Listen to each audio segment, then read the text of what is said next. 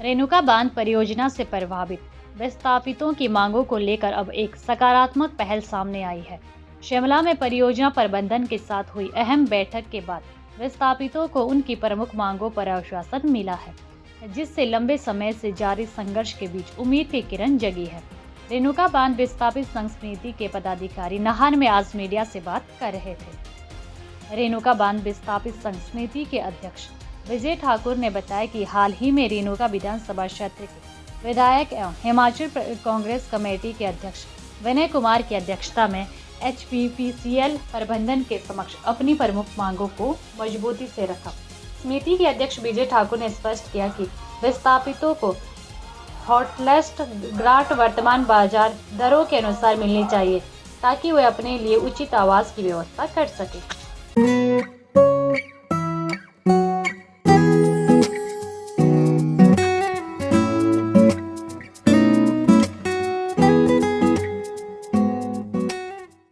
Coaching के क्षेत्र में अपनी अलग पहचान बना चुका BRC इंस्टीट्यूट करवाता है +1 +2 medical, non medical, JEE mains, advance NEET की कोचिंग। BRC इंस्टीट्यूट जाना जाता है अच्छे कंपटीशन के लिए, जहां हर साल सैकड़ों बच्चे कंपटीशन की तैयारी करते हैं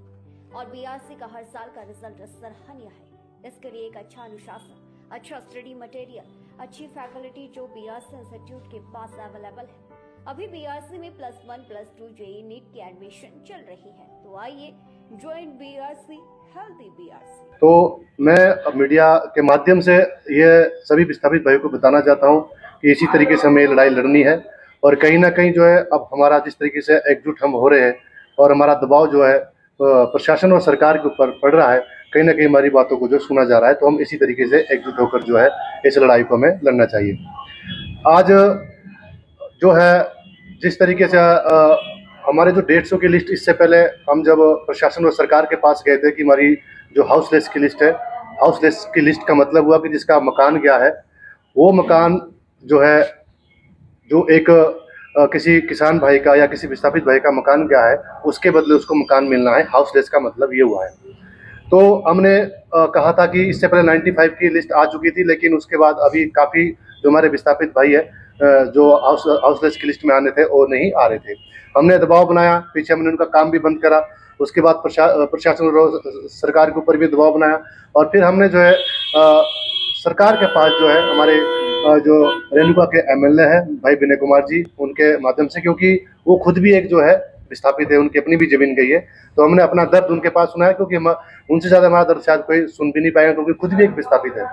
तो हम जब उनके पास गए तो हमने ये कहा कि हमारी ये मांग है और ऐसी मांग है जो सरकार उसको आराम से पूरी कर सकती है। जैसा कि पिछले जो हमारी मीटिंग हुई थी, उस मीटिंग में 150 परिवार की हाउसलेस की लिस्ट निकली थी। उसके बाद ग्रांट जो मिलनी थी लोगों को 28.5 लाख रुपए की, उस ग्रांट को देने के लिए प्रशासन ने कहा था कि आप हमें कुछ शर्तें है हमारी, उसके ऊपर आप एफिडेविट दें और उन एफिडेविट देने के बाद हम जो आपको 28 लाख रुपए की ग्रांट देंगे।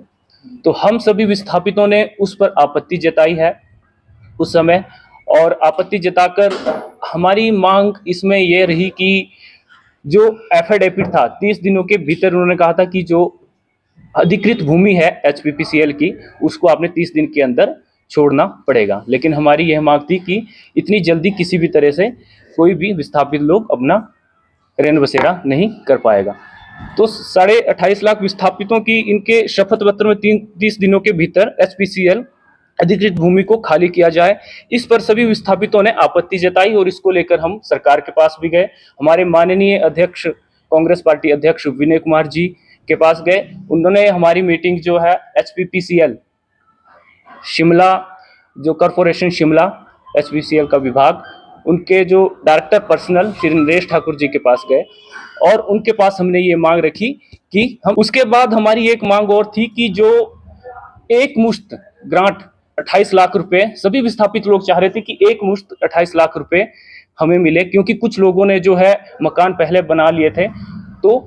अब प्रशासन बोल रहा था बार बार कि हम तो आपको डिवाइड करके देंगे जी, कभी 3-4 किस्तों में देंगे वो ग्रांट भी, लेकिन हमारी डिमांड थी कि एक ही मुश्त में वो 28 लाख रुपए दिए जाए। उसके लिए भी उन्होंने कहा कि जिन विस्थापित लोगों ने मकान बना लिए हैं उनको हम एक मुश्त ग्रांट देंगे।